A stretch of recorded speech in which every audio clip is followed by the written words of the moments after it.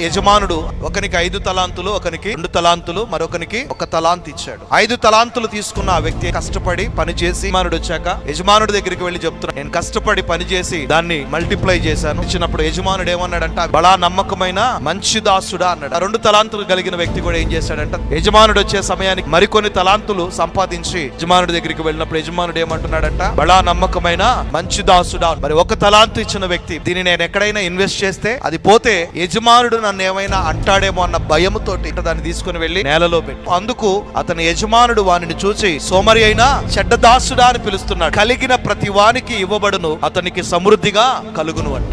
నీ దగ్గరున్న ప్రతి తలాంతును నువ్వు వాడుకుంటూ ఉన్నప్పుడు, ప్రభు కొరకు నువ్వు దాన్ని ఉపయోగిస్తున్నప్పుడు నీకు దేవుడు మరి ఎక్కువగా ఇస్తాడు, సమృద్ధిగా ఇస్తాడు. తలాంతులు ఉపయోగించకుండా సైలెంట్ గా ఉంటారు చూడండి, వాళ్ళ దగ్గర నుంచి మిగిలిని కూడా తీసేసుకుంటాడండి. ఒక పనిని మనకు అప్పగించినప్పుడు ఆ పనిలో సమర్థవంతంగా ముందుకు వెళ్ళటం మనం నేర్చుకోవాలి.